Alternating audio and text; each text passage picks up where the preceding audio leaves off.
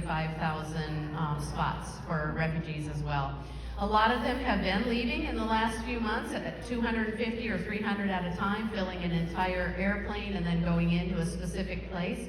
Like in Virginia now, all of them go there first to a camp. And after that, they are assigned housing in different parts of the United States. So this is what's right next to the resort, the Adriatic Sea. It's beautiful. That's the town. It's only 2 blocks wide because there is a mountain right behind it. And so you can't go any farther. There I am looking over the resort. And I got to try some new foods. And my least favorite one was cheap canned tuna on pizza. Ooh, so bad. The frog legs actually did taste like chicken. Every Thursday night we had a prayer meeting where we would pray for missionaries throughout the world, refugees throughout the world, Afghanistan, Afghan refugees, our own prayer needs within the teacher group and the staff of the people working in Afghanistan. So these are some of the different prayer assists that we used. That was a Thanksgiving tree. I got to try on a burqa. That's what all women in Afghanistan are now required to wear. They're hot, they're heavy, they have a screen you can barely see through here. And one of the things that people said is children keep getting lost in the markets and when their moms pick them up from school because they can't tell which one's their mom. And so it's just kind of crazy. But that's what they wear. So I taught English as a second language. The assigned curriculum through the government used TED Talks. And the TED Talks were really good because they covered listening, speaking, writing, grammar, and reading, as well as vocabulary. And the Afghans love to learn vocabulary, so every week I would send them out an extra vocabulary list that was at their level, and they always thanked me for that. There I am getting some of my lesson plans ready. And here I am teaching, and I wanted to share with you the funniest sentence if you didn't happen to catch this on Facebook, because one day they were supposed to put the words of the sentence in order, and actually this ended up grammatically correct, but completely not right. It was supposed to be, we are vegetarians, but sometimes we eat fish. And the student said, we eat vegetarians, but sometimes we are fish. So they didn't do very well at expressing their emotions and showing what they were talking about. So we worked on just showing emotions. And so here was angry. But it was so funny because I took pictures of these different emotions, and half of them, you couldn't tell. There looked like 10 different emotions out in the group of people. And then the next week, I showed them the pictures on the wall of themselves so they could see how they really, most of the time, were not expressing the emotions at all.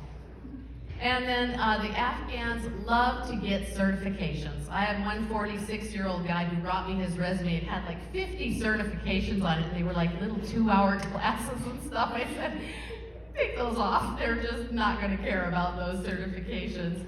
But anyway, they liked getting their certificate.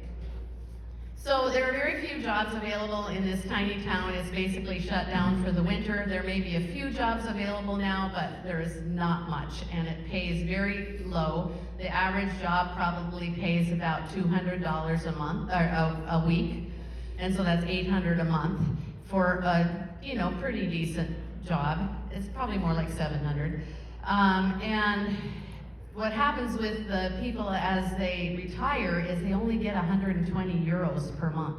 That's about $140. And it's rough. So they're often selling things out in the street like eggs and pickles they've made and used clothing and different things just to try to make enough money to live. And they provide very little for the refugees as well. They have their food, they have their place. But for hygienic supplies and things like that, that's what their little bit of money usually ends up going to. And so many of them are really concerned because they feel like we need money because their family back in Afghanistan is starving. 97% of the Afghan population will be at poverty level or below by July this year. There is a huge drought going on, so they can't even grow their own vegetables or fruits. Economically, everything has collapsed, including the hospital system and the whole medical system. And the Taliban are just terrorizing people. If a woman comes out of the house not in that burqa, she will be whipped with a whip the first time. The second time, she'll just be killed.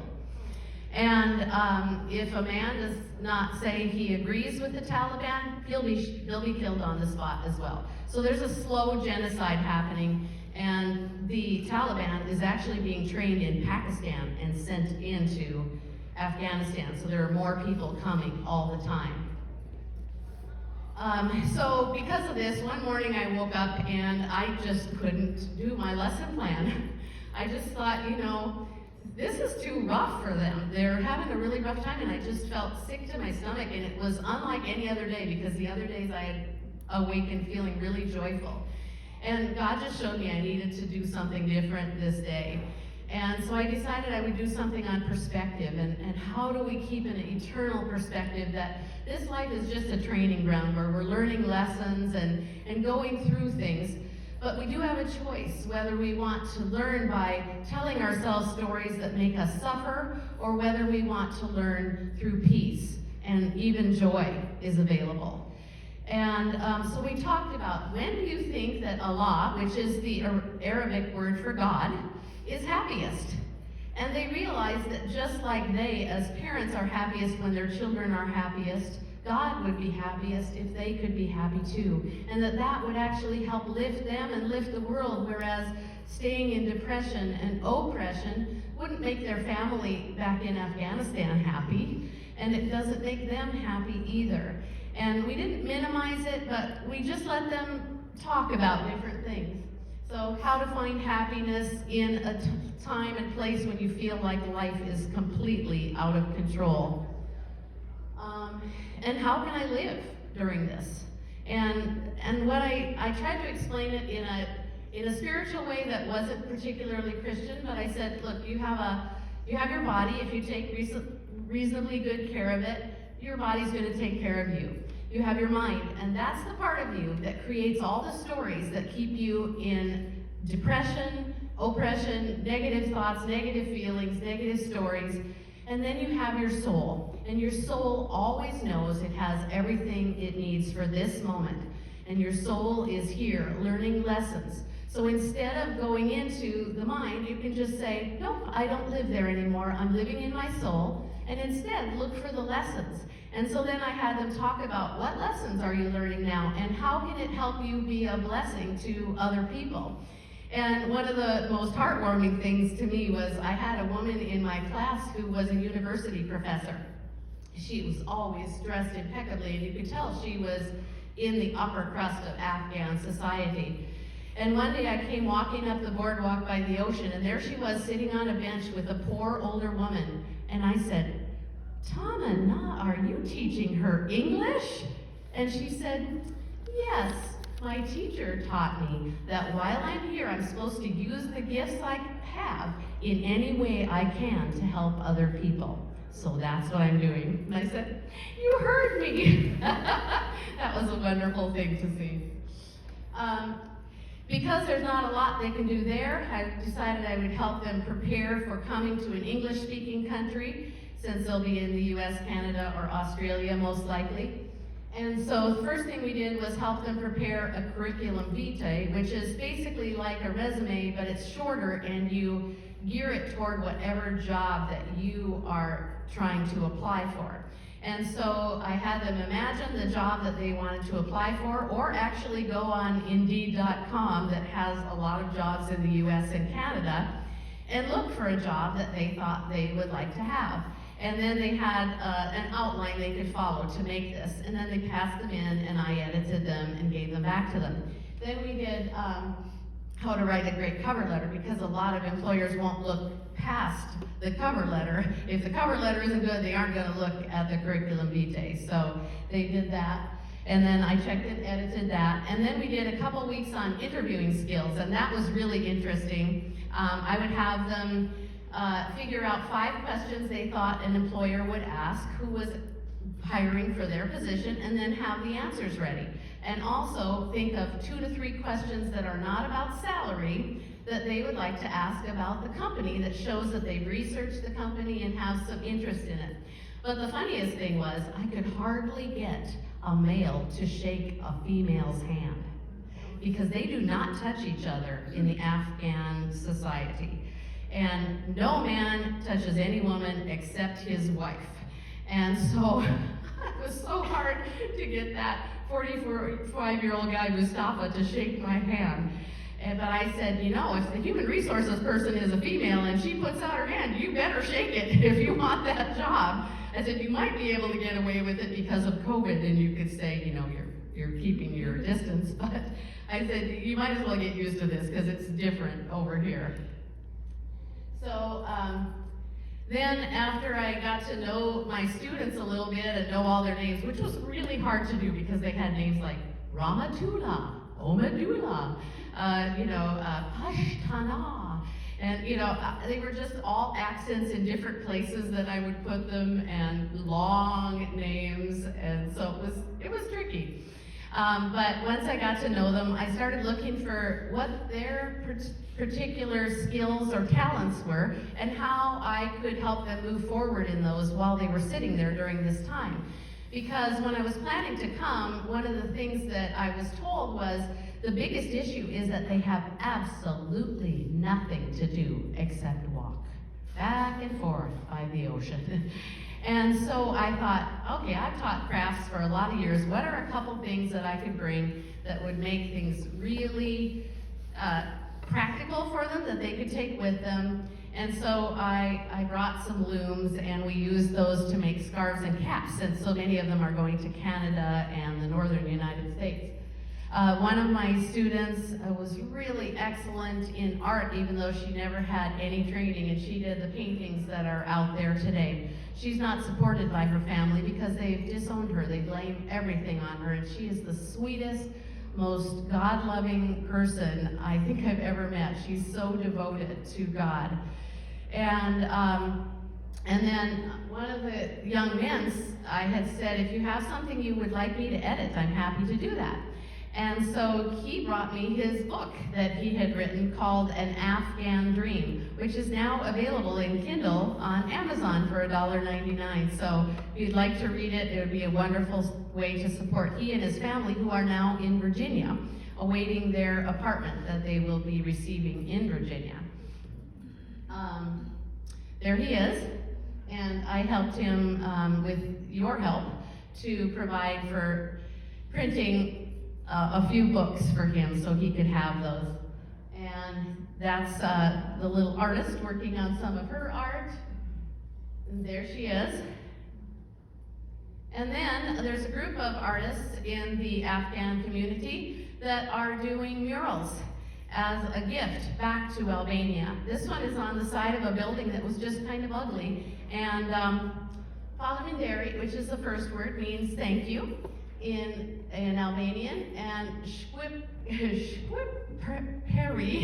is how they say Albania. They don't say Albania in Albania. And so it says, we will always remember what you've done for us. They also did murals in hospitals, orphanages, and schools. And so it's been wonderful to see the positive difference they're making. A lot of their art shows the oppression that women have been through. And I got to stand with my new family as we did a BBC segment asking that schools be reopened for girls in Afghanistan. Of course, that's impossible without some intervention, because now the Taliban has all of the war equipment that we left there. And the citizens themselves don't have any way to protect themselves. So it actually is a slow genocide that's happening there, and it breaks my heart that it's kind of been forgotten in what's happening with the Ukraine. So I decided I wanted to create a space in my apartment where people could just come and learn crafts and have a place to talk with each other and just feel free and at home.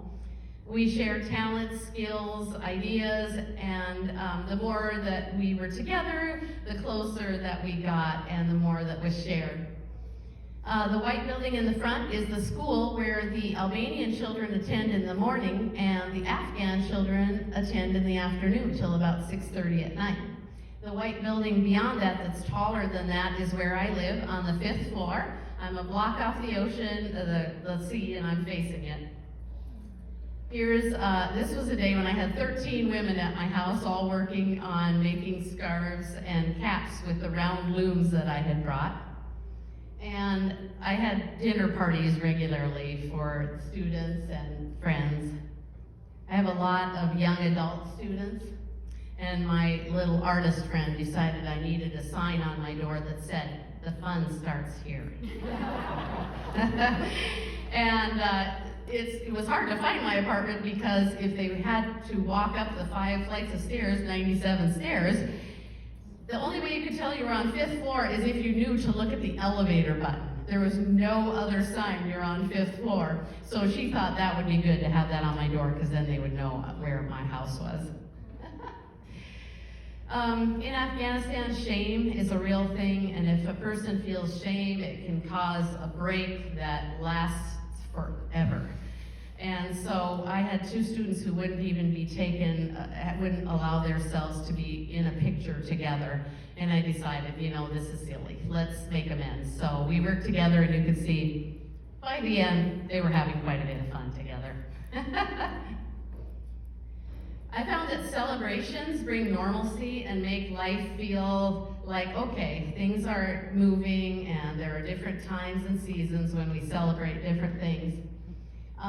I ended up with myself being the first celebration because my students gave me a wonderful birthday party on February 11th, and they took me to the really fancy restaurant and ordered me a cup of tea.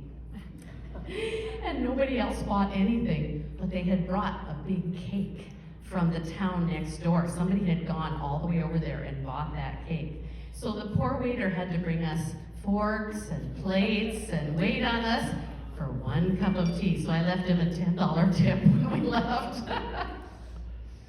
And then the teachers took me out to supper that evening. We're missing 4 teachers in that picture, but that's the majority of them. The next special thing was Valentine's Day. We made special little gifts for our students and had Valentines for men and women that were different, that were in both Dari and English, so they could read them. And I gave my women students a rose, and I had no idea how much a red rose means to them in that society. Many of them still have them in their room, and I got silk so they could keep it. International Women's Day was the beginning of March. The National Endowment for Democracy had a big program. And this is 2 of my students who spoke. The man on the right is the man who was my 46-year-old that had trouble shaking a woman's hand. And the other woman was a women's rights person who was an advocate over there in Afghanistan. And there was singing and dancing, and we're going to share just a speck of that with you. Oh, no sound.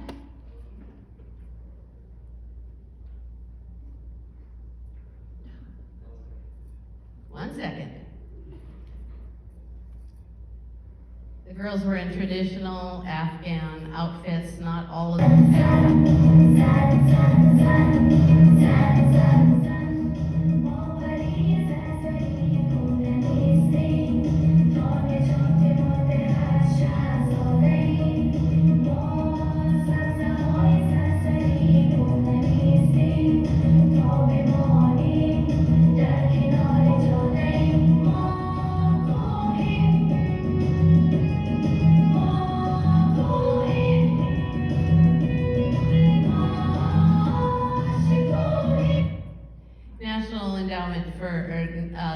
The National Women's Day is a huge deal over there, and did you know it actually started in New York?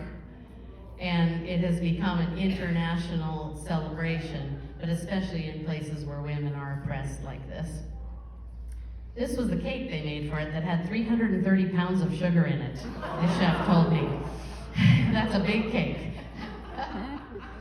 And we also had on the right here, this little girl is in traditional Albanian dress. And so she came to be part of it too, and she'd never been to a party, and she thought that was just wonderful.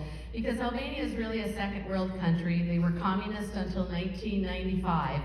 They are an oppressed people too, who kind of just, wander with slumped shoulders, and I don't think they knew what to think of me as I would come down the street and greet each one of them with the typical, well, if it's good morning, it's, let's see, Mirdita. And then they would start talking to me in Albanian, and I would go, but eventually they got to know me because I was always walking back and forth to all the stores looking for yarn for the women because I wanted to support the places there, and they often ran out of yarn with me around. So at the Teachers International Music Day, and you're going to stop that for a minute, right? We did that the following Sunday. The International Women's Day was on Tuesday, but that was a school day, so we did it on Sunday. And there were people who read poems, who talked about women's rights. One young woman played classical guitar. She was in a music school in Kabul when she had to be evacuated. And the teachers sang a song together. And then I had one of my students actually translate my song that I was singing into Dari first. And then I sang it, and then I invited them to sing along the third time that the chorus came around of, what's the name of it? Not Love Will Be Our Home. Oh well, just start it.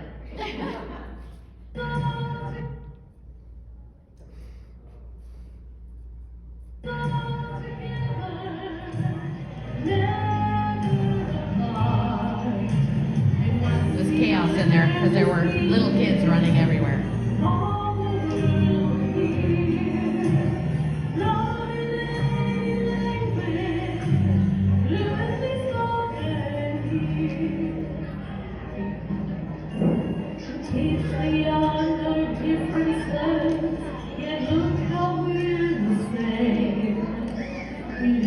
To laugh, to dream our dreams, we know the speed of pain.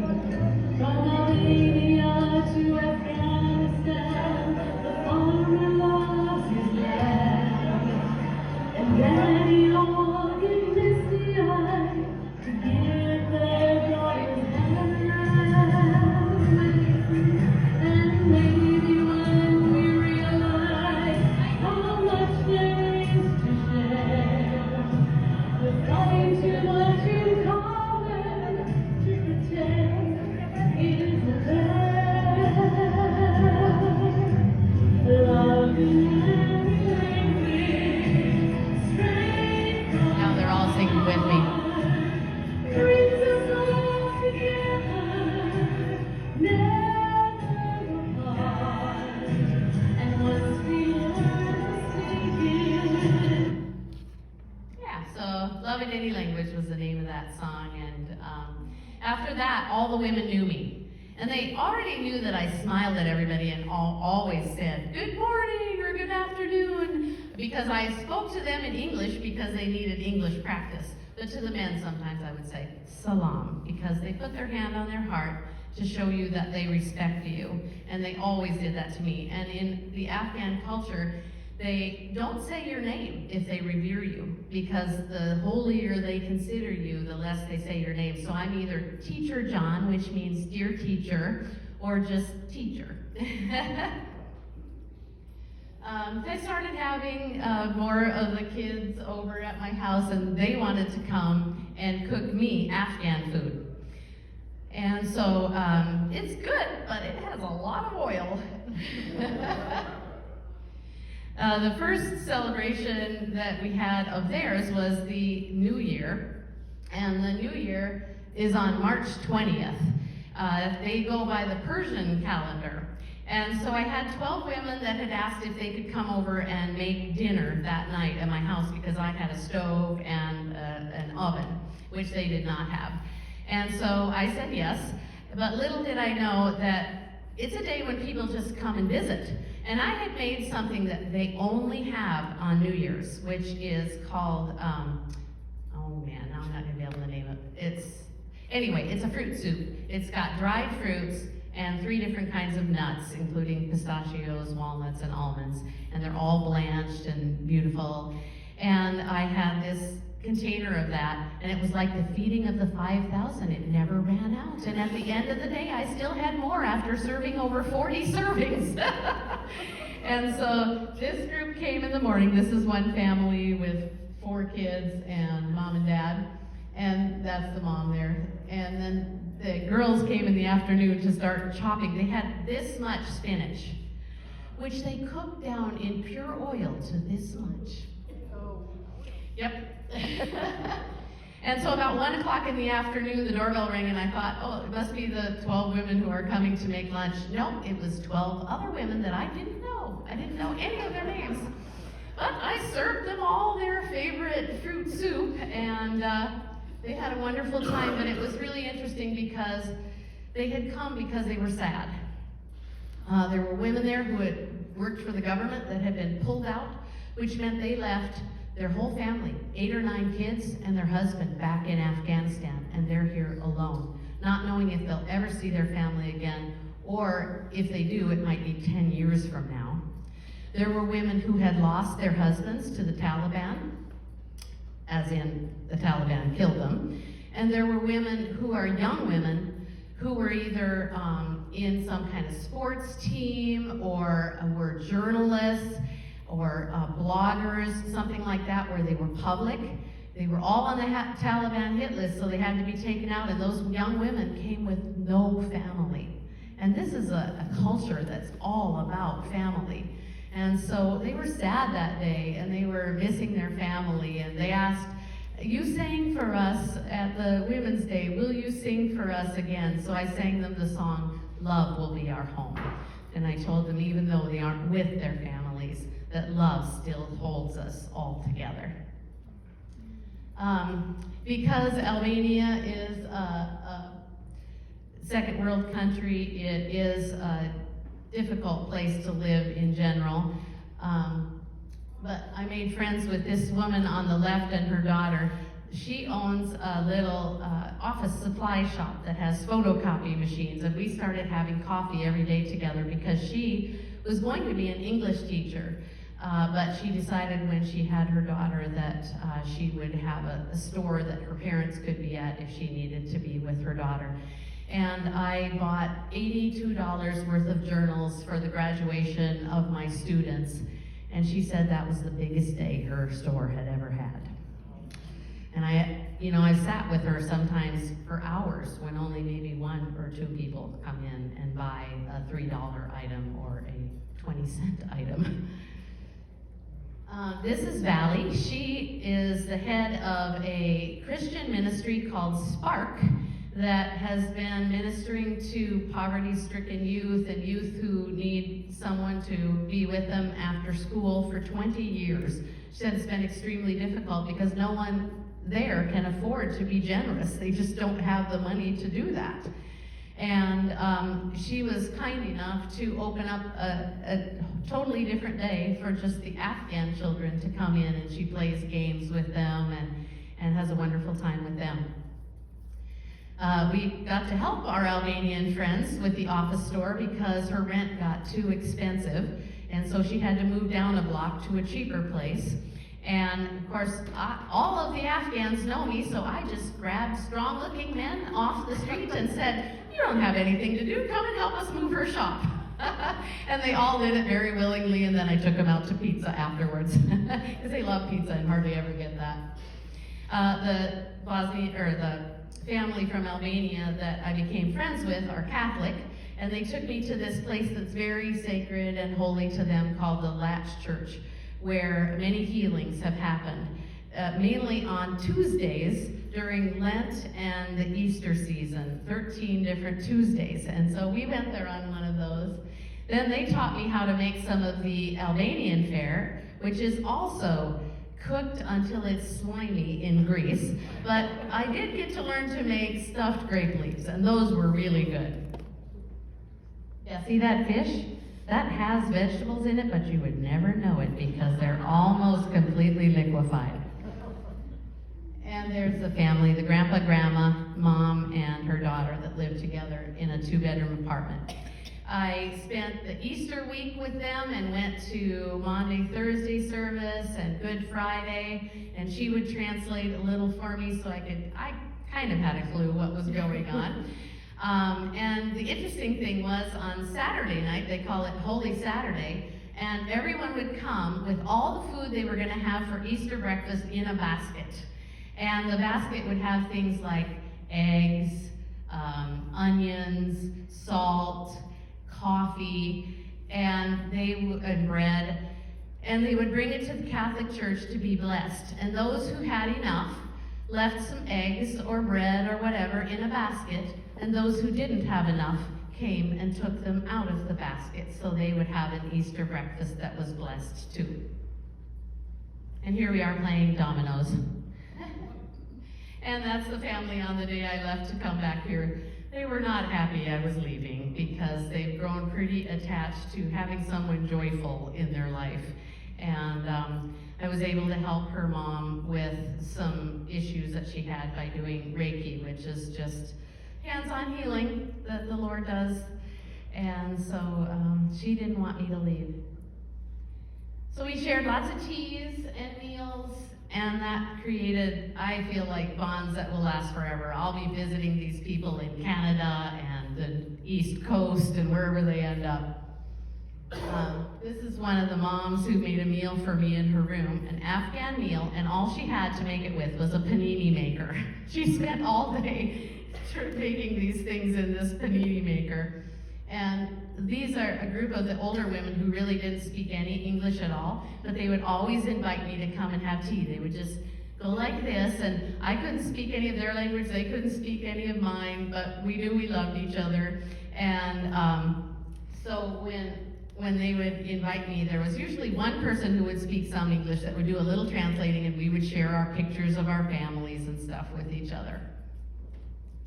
And because I was buying lots of yarn, I ended up with lots of gifts from the Afghans that were mainly knitted, and I now have 3 pairs of little slippers that the girls put on when they come to visit my house. And here the girls are making something that's fried eggplant with vegetables in and then covered, and then they put it underneath onions and stuff and make it. So it was really good, but it had a lot of grease. And on the day that we had the 12 women over for dinner, I started with a 3-liter container of oil. There was 1 liter left at the end of the day. It's amazing that they're not fatter than they are. And here, even as we were making the meal, can you go back one, Ryan? If it was time to pray, the women would take turns. They would take a prayer shawl that was clean and put it on the floor, and they would pray. And this was part of the going away party that the ladies had for me, and they also got a beautiful cake from the place next door. Shokriya on the left is the girl who plays the classical guitar and actually got a scholarship to go to Interlochen Music School in Michigan. It's a boarding school, if she can get here. And so now the U.S. is so closed down, they're not even allowing any educational visas for the Afghans. So she's probably going to end up being shipped to Canada.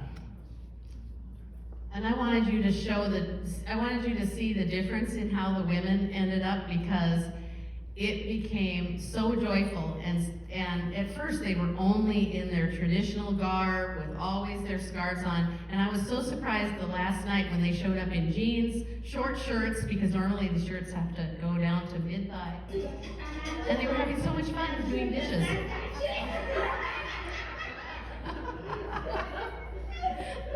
I couldn't understand a word they were saying.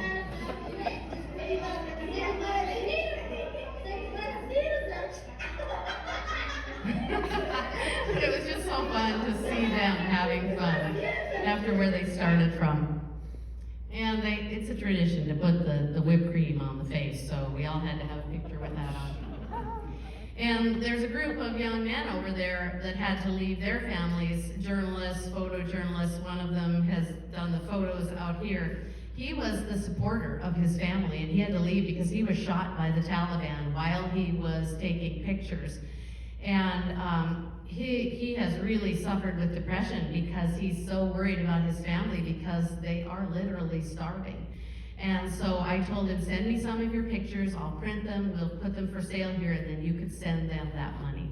So those will benefit him. This is another one of the guys. Because they don't have any family here, they don't get the traditional meals. So after the women make me these traditional meals, I invite the men over to have the leftovers, and they're so happy when I do. But now we've got a bike, and that made him just joyful to be able to feel that wind in his face. I asked right away how I could connect with the women for doing the knitting, and they had a women's space by a group that's a nonprofit called Arsis that's out of Albania, and they invited me in to teach the women. It was the older women who didn't speak any English, but there was a translator there, and so I was trying to help bring them out of depression, stay busy with other women, because mainly what they were doing in that women's space was counseling. And so they were doing all this heavy, deep work, and the women would just be exhausted after they'd been there. So again, creating something useful and practical, they were making caps and scarves, and once they realized that they could make these, then the older women started teaching the younger women how to knit with knitting needles or crochet hooks, doing crocheting, and they started making more and more complex things. And this helped build friendship, hope, happiness, confidence, creativity, entertainment, and some of them are even using it as a small business now. So this was the first group of my students that made the caps. The guy showed up, he did not know that what he was signing up for, because men don't do this in Afghanistan. And I said, well, you don't have to come, but you know, in the US, anything goes, so you might as well. And so he came, and his family did not believe he made that cap he's wearing, but he did. And this is the women's space, where more of the older women hang out, but also some of the young women. And I also began working in the mom and baby space doing this too, and they were making caps for the babies. Here are some of the things they made.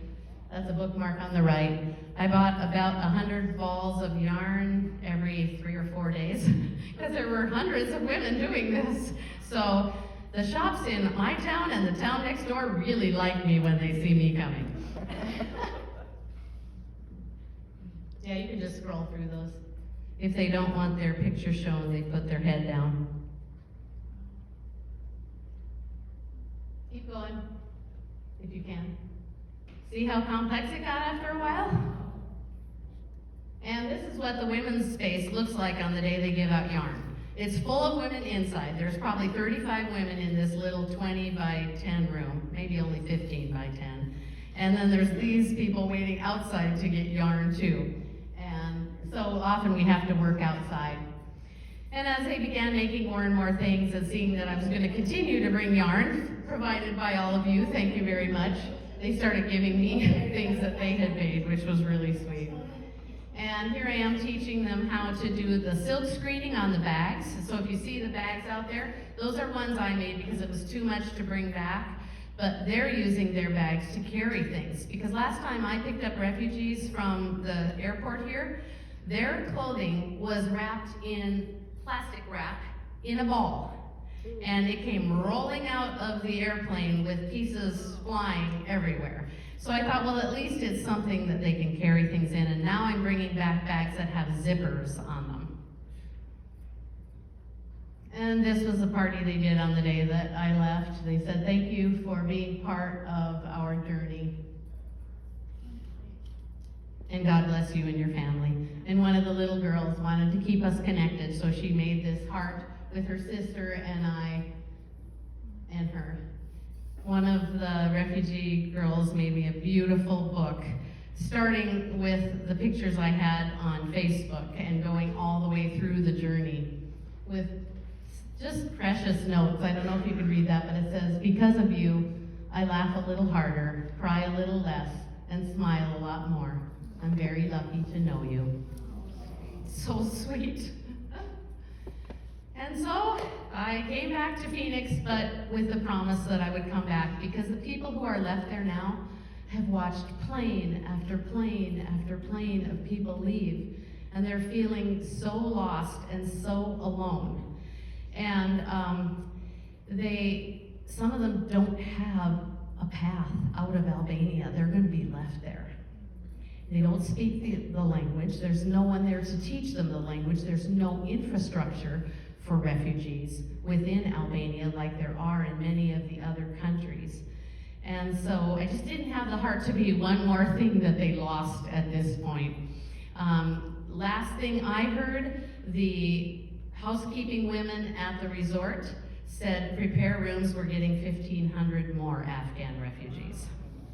So as we thought we were closing things down, we're going to end up ramping them back up. And the worst part is that there were 11 of us teachers, and when we go back there will be 4, but 2 of them are a married couple who just found out they're having twins, and they have to leave by August in order to be able to go on that flight. So that leaves 2 of us. So if any of you would like to come and live with me in my apartment and join the party, it only takes a couple of weeks to get your English certification online, and we can work together to do something wonderful for the refugees. So with that, I want to just say thank you for all the support that you've given me. And if you're willing to continue that, I will continue to bless these people as much as I can. You know, one of the most interesting things to me was the women's space. When I came in there, they were so depressed and downtrodden looking because of all these heavy issues they were dealing with. And I just started coming in, and I realized these people need physical touch. So I would go around the circle and I would give a hug to every one of the women. And at first they didn't know what to think of that, but pretty soon they started standing up as soon as I came in with their arms open waiting for their hug. And then they started giving hugs to each other and coming with smiles. And one of the younger women said, I went there at one time, but I left because it was so depressing. And she said, you have no idea how much that space has changed because you brought something for the women to do and you showed them that they could be joyful. And even though we don't speak the same language, it was so sweet because I learned how to say Doste darum, which means I love you. And the following week, I came back and the women had asked, how do we say I love you too in English? So I came in and I said, Doste darum, and the woman said to me, I love you too. Oh, just melted my heart. And so that's something we always say to each other, and I don't know if you noticed, but when I recently, that last Saturday, did the harp and the singing here, I said Doste darum to all of them, and there were 500 people in Albania, the Afghans and the Albanians, watching that. So it's wonderful to have the ability to do Facebook and FaceTime. And so please feel free to come out. I hope you'll buy one of the pictures to remind you to pray for Afghanistan, because without intervention of some major kind, this genocide is going to continue to happen. And they need every prayer that you can give them. And also you'll be supporting some of the families there and my continued work with them and providing materials to do things. I'm bringing back some beads for the younger girls to make wide bracelets, because jewelry is really important when you get married and they have nothing. And so these won't be anything fancy, but at least they'll be jewelry. So thank you very much. God bless you all. I have missed you. I'm so happy to see you, and I'm going to miss you again. Take care, everybody.